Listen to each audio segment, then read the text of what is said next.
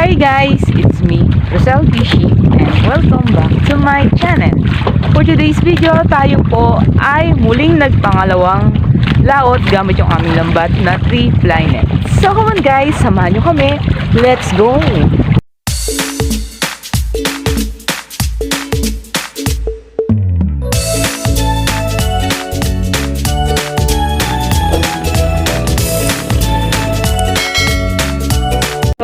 Bago namin marating yung lugar na pupuntahan namin o yung spot, ay dadaan muna tayo sa maraming barangay. Ayan, nandito tayo ngayon sa aming barangay sa Batangas 2 Housing. Ayan, gamit natin ngayong araw na to itong ating lambat na panghipon o yung ating 3 fly net.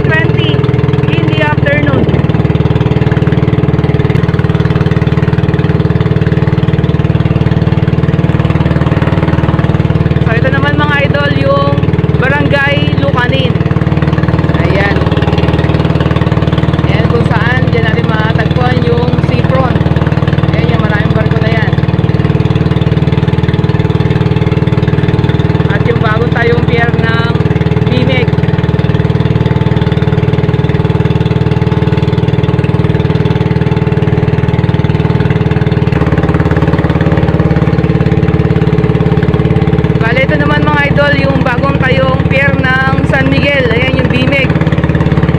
So ang katabing barangay niyan dati, kaso ngayon ay wala ng mga tao, pinaalis na. Ang tawag sa lugar na to ay Boracay. Ayan yung way na yan, so bakante na ngayon yan. Dati maraming bahay dyan. Against the light tayo, mataas pa si Haring Araw.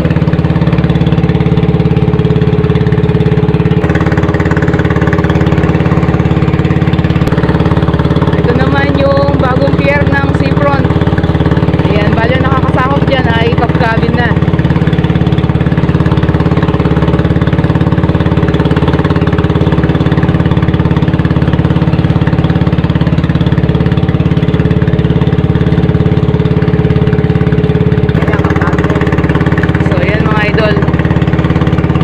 Cabin proper na yan.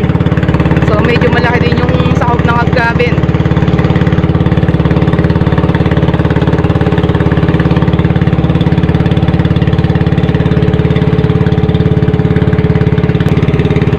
So ayan yung mga kasabay natin, sila paring barik.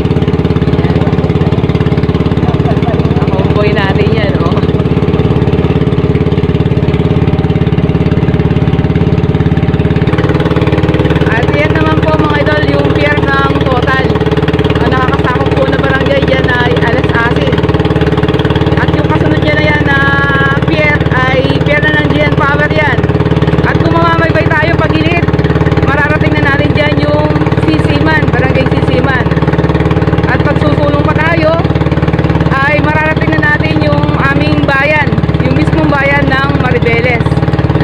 Diyan kami magbebenta mamayang madaling araw.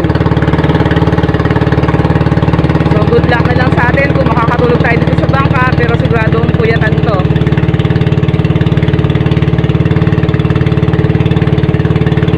Alright mga idol, bali pangalawang araw natin to sa pagdayo. Ayan, dumayo kami para makahuli ng mga hipon.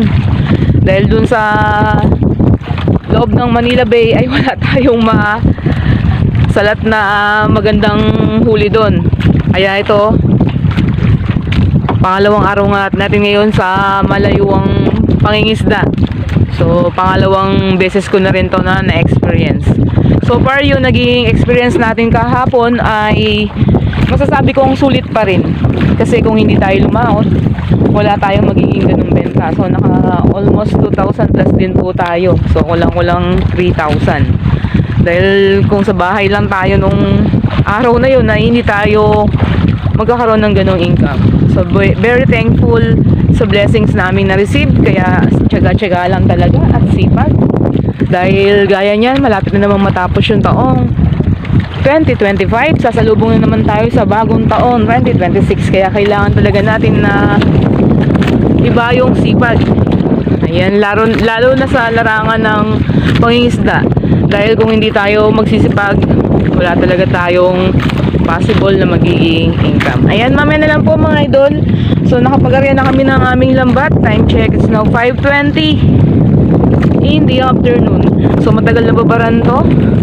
Ganun pa rin, bali hindi pa tayo makakauwi kaagad sa ating barahan dahil bukas pa tayo ng umaga babalik doon. Dahil pag hila namin mamayang gabi ay isasabay na yung pagtatanggal ng tinga at diretso na sa bayan kung saan nandun yung konsignasyon na aming pagdadala.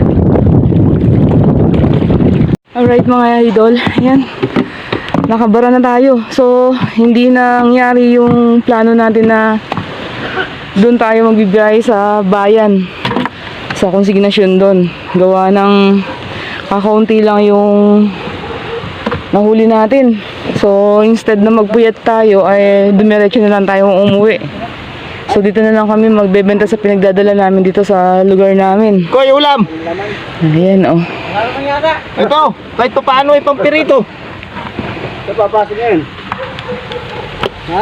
Hanap pa eh. Iwari pa, sa maap.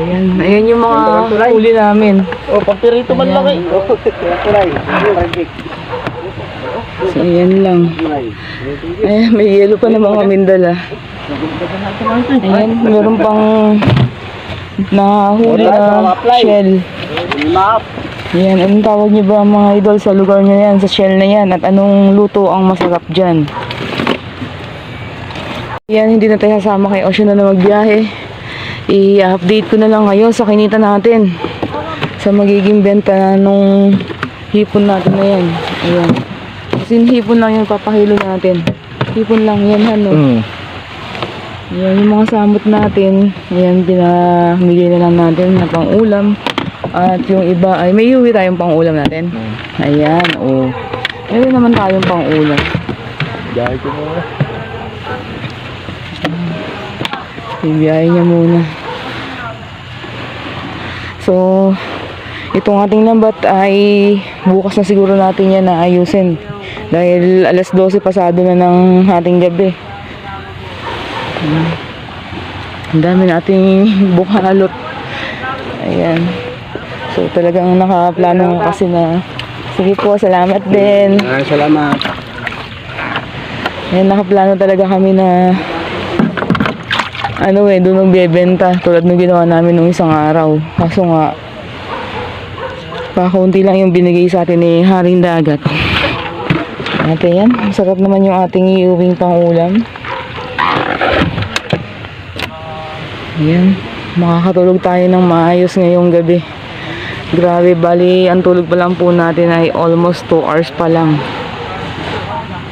Mula kagabi na kahapon na lumaot kami. So wala pa yung mga ibang kasama natin. Ayan, mga bakante pa. Nagsidayo yung mga yan. Kasama namin silang dumayo. So meron mga dito, yung nakikita yung mga bangka na yan. Yan ay mga nagsilahot din. Kaya lang dito lang sa amin. Yan sa Manila Bay lang sila. Hindi sila lumabas. Unlike kami ay dumayo kami. So thanks God pa rin sa blessings na binigay sa atin. Kasi meron tayong ipapakilo. So ayan mga idol, nandito na si Oshino. At hindi tayo na-issuean pa ng resibo kasi wala yung manager.